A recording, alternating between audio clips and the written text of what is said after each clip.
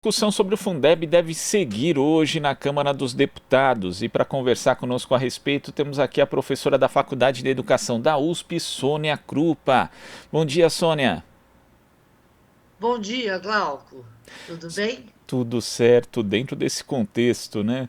Sônia, antes da gente entrar na discussão em si, no debate que está acontecendo a respeito do Fundeb, da proposta que o governo fez, depois de muito tempo, inclusive relacionada ao Fundeb, eu queria que você falasse a respeito da importância dele, porque muitas vezes essa questão fica solta no noticiário, as pessoas não conseguem compreender com exatidão a importância que tem um Fundeb para a educação brasileira. Então, eu queria primeiro que você falasse a respeito disso, Sônia.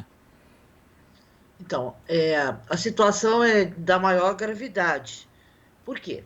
Primeiro, a educação é um direito. E como direito, ela tem que ser universal. Então, ela é um direito de todos os brasileiros e as brasileiras. E se ela tem que ser universal, o Estado, o poder público, tem que bancar esta educação como um direito humano, um direito humano. Portanto, da onde vem o dinheiro?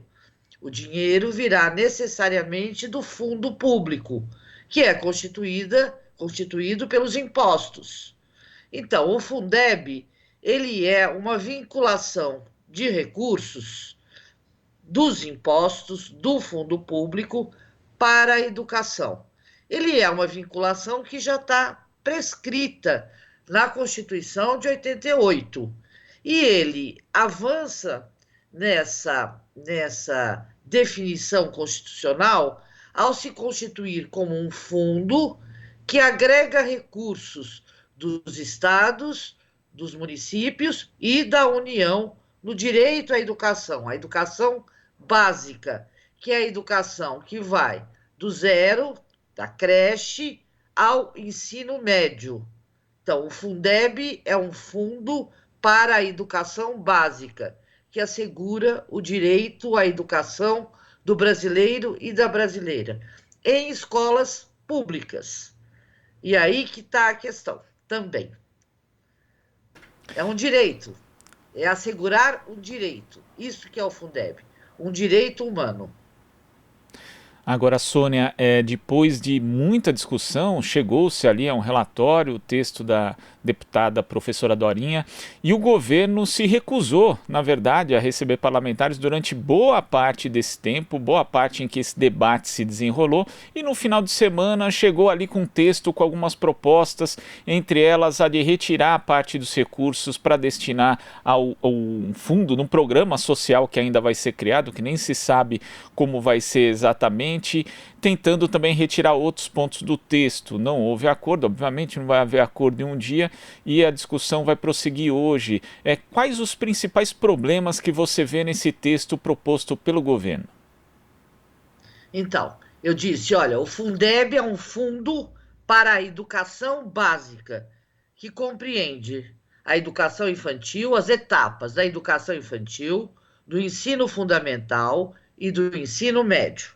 Então, todo o percurso, e ele diz, a educação é obrigatória, ele coloca uma obrigatoriedade para o Estado.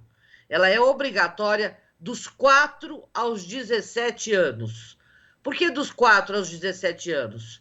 Porque ele não obriga, ele não pode obrigar que o pai coloque o bebê na creche, porque não há vaga, inclusive, para o atendimento de todas as crianças. Mas, a Constituição também diz: a assistência em creche e pré-escola é um direito dos trabalhadores do campo e da cidade. E, portanto, a creche, ela é um direito dos trabalhadores, da mãe e do pai trabalhador, e ela também é uma expectativa, um direito das crianças pequenas. Então, o Fundeb ele tem que acabar contemplando, e isto que foi importante no governo Lula, ele passa a contemplar todas as etapas da educação básica. Por isso que ele é um fundo para a educação básica. Então, creche, pré-escola, ensino fundamental e ensino médio. o nosso boy de Chicago, Paulo Guedes, mas também, quero dizer, o Fernando Henrique Cardoso, talvez o Paulo Guedes seja o ministro que o Fernando Henrique Cardoso gostaria de ter tido lá no passado, porque ele também, Fernando Henrique Cardoso, queria fragilizar o direito à educação das crianças pequenas, transformando esse direito numa política de assistência. De assistência. É isto que o Paulo Guedes está trazendo.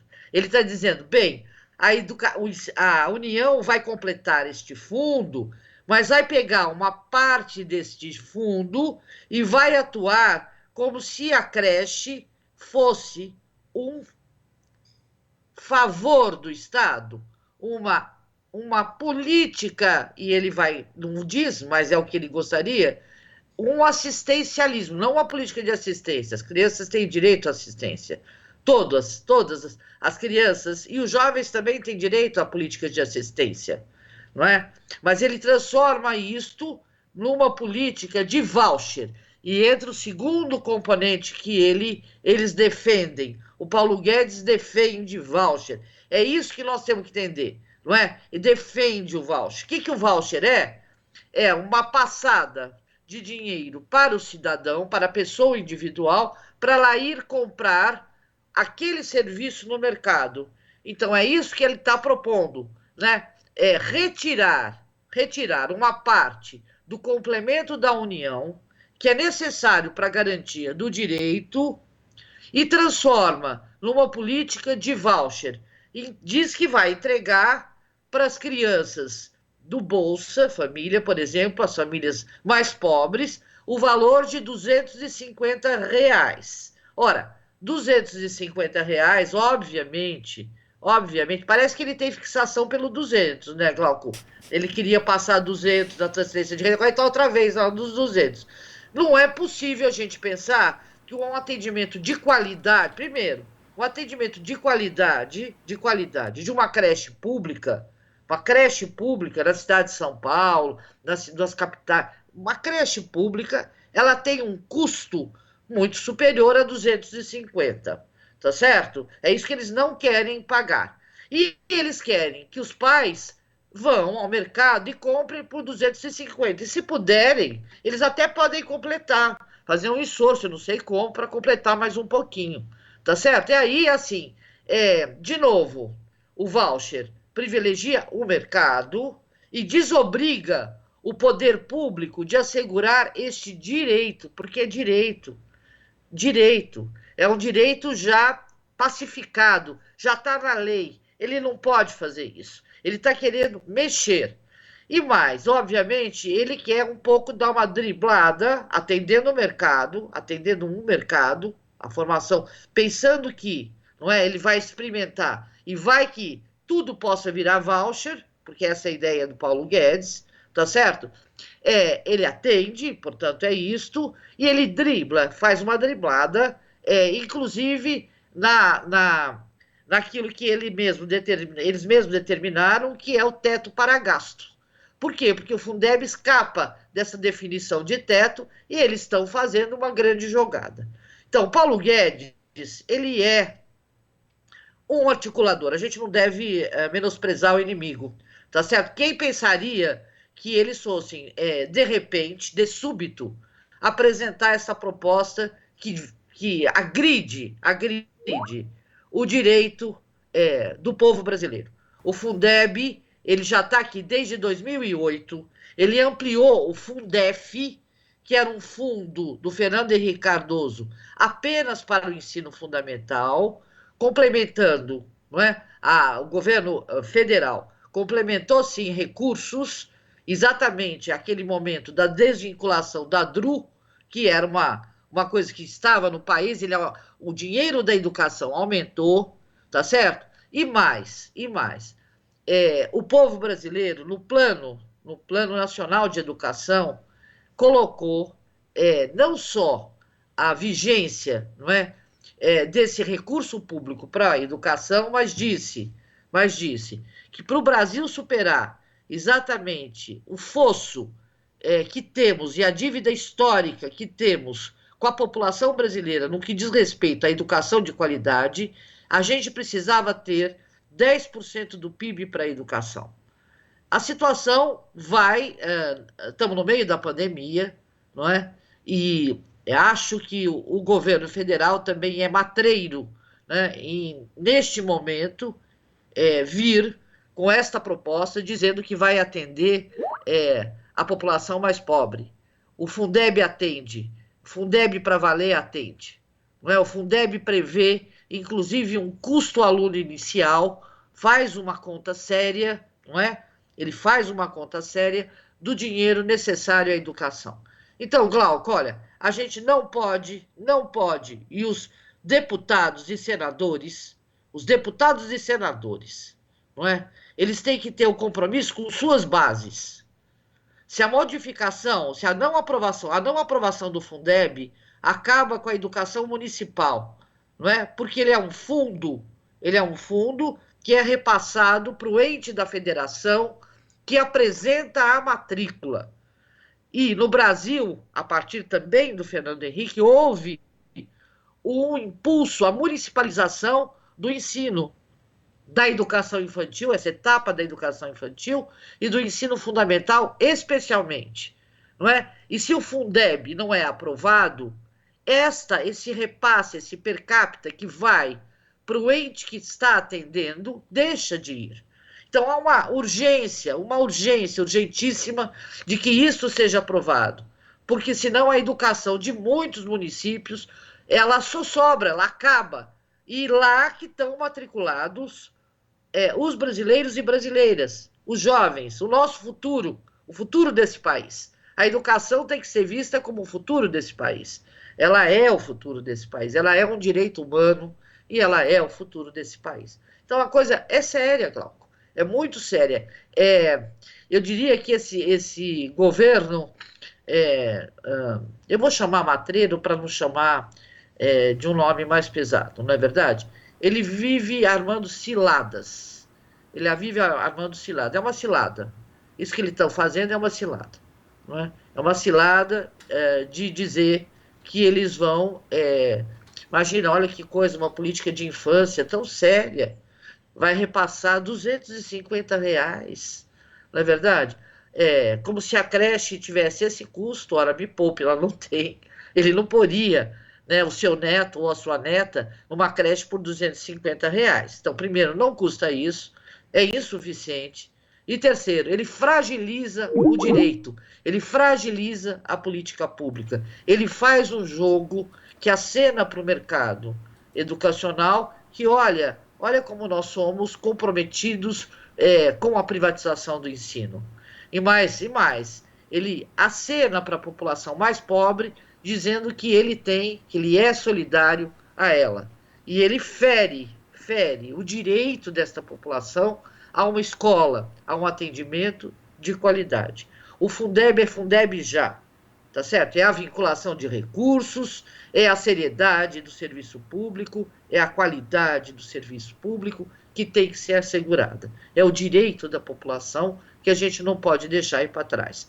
Por isso, senhor deputado, é um apelo ou é uma chamada à responsabilidade de cada um dos deputados e senadores, com suas bases, lá nos seus territórios.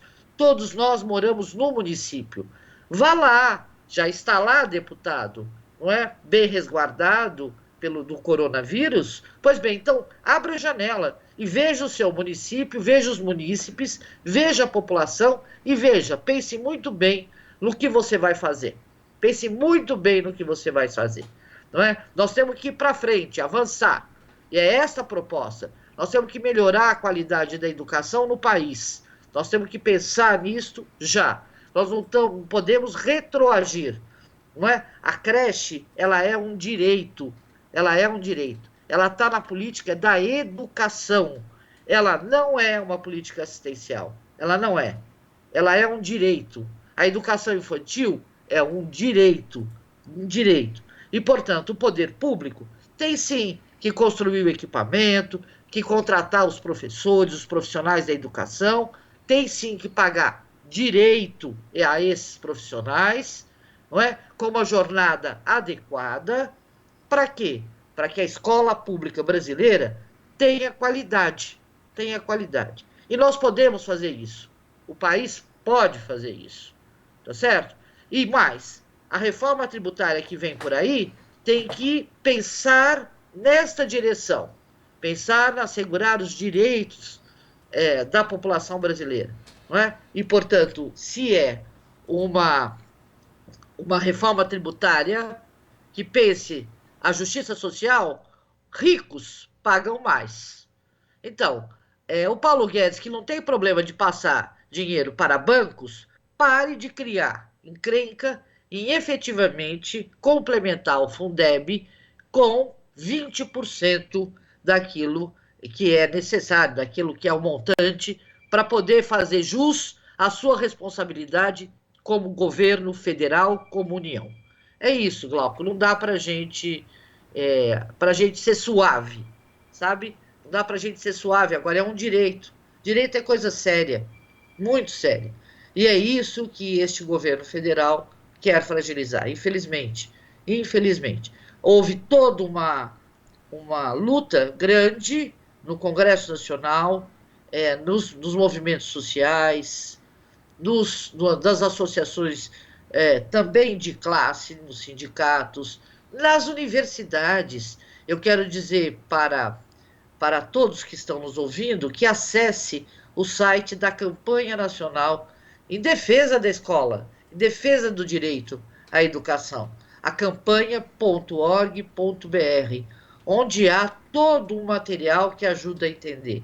Mas também que acesse o Fineduca, que é um esforço de pesquisadores de todo o Brasil, não é? Uma associação de pesquisa, não é? Acadêmica, com estudos, com contas sérias, que fundamentam, não é? Que ajudaram a construir toda esta luta em torno da manutenção do Fundeb como um direito, do Fundeb para valer, do Fundeb que tem que vir para ficar.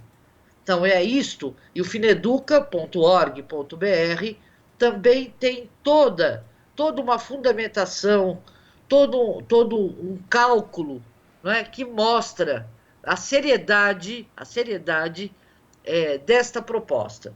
E acho ainda que a deputada Dorinha, que foi a relatora, não é, ela cedeu pontos, não era, olha só, não era o Fundeb que desejaríamos, não é o valor, não é ainda o valor necessário para colocar o Brasil em patamar comparável aos chamados países que tanto gostam de comparar da OCDE. Mas é o Fundeb digno, que foi